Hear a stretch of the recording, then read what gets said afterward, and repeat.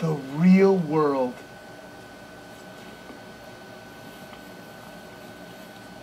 This jerk piece of dirt, let me repeat, piece of dirt,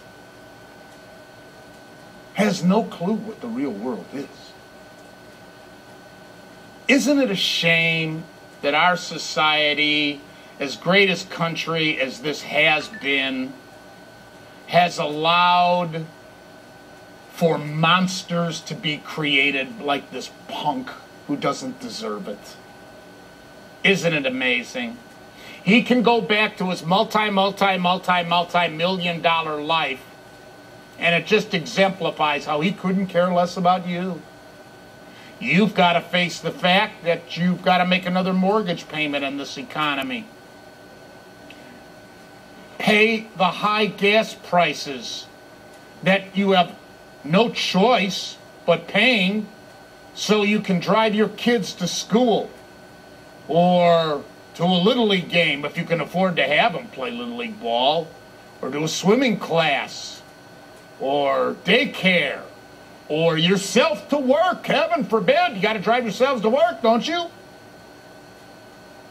And of course, think he cares that you're not going to be able to afford to you and your family to go on a vacation this summer?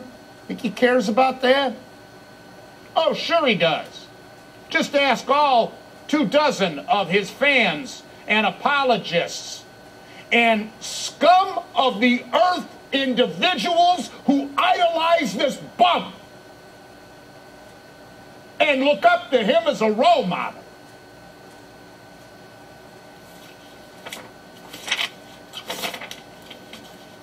How about his other quote? Now all of a sudden he's a monk. The greater man upstairs knows when it's my time. Right now isn't the time. I caught wind of a tweet. I'd like to acknowledge whoever this was. This came from CBSSports.com, but I guess Scorpio, I don't know who it is, but I love the tweet. It goes, "Attention, LeBron. The greater man upstairs is also the one who looks after the people who are waking up today with the same problems that they had yesterday. I have a feeling that he or she is a lot more concerned about these people eating and getting jobs than about you winning a ring."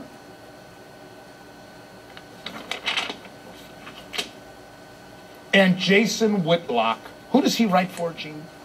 Fox Sports, and also, I believe, locally in Kansas City.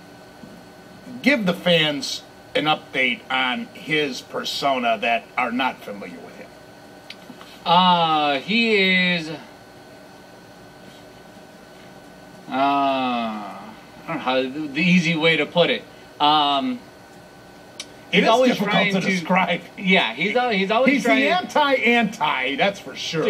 You know, a lot of his articles, you know, he'll love the Miami Heat and what they're doing, and then other ones he'll be bashing LeBron James, and a lot of his articles come around to be race-issued articles. He's an African American, that should be pointed out. He has supported James in the past, but he wrote a piece following yesterday. He wrote this piece. Check this out from Jason Whitlock.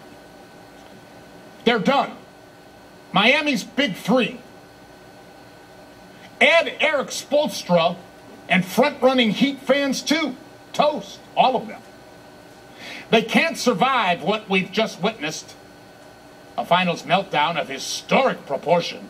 An ego deflation that is being celebrated throughout the basketball world. With their preseason celebration and postseason, cough, cough, arrogance, the big three set the stakes. Championship or bust. It's over.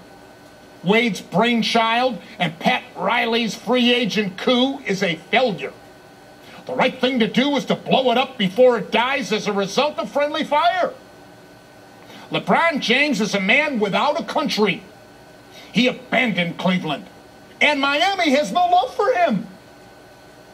He's a national laughingstock a late-night punchline.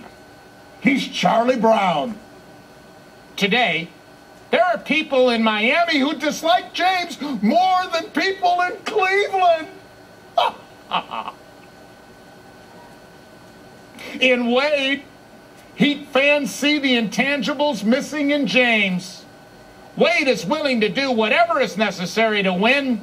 James, not so much. James is a villain in Miami now. Heat fans don't trust him. They'll chew on him throughout the offseason and take a cynical view of all his work until the next NBA Finals. So will his teammates. James and Wade, it's time to move on before you inflict further damage on your reputations.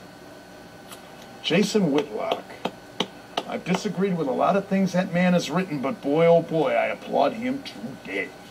Yeah, and those are usually how his articles are too, where they're either you love them or you despise the article, and think it's horrible. And you're talking about blowing it up, and or he's talking about that moving around. The funniest thing I heard yesterday was, well, you know what the Heat should do now? Pat Riley should come down, trade LeBron James for Dwight Howard, sign him to an extension, and move on right from there. And then they're all set. Off.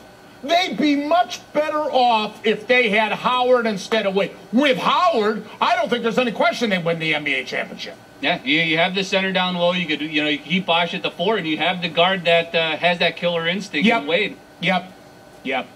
Howard would assure them the champion, and numerous ones. Had to weigh in because I was off yesterday. Forgive me. I was jealous of Andre Knott. Believe it or not. Love you, Andre.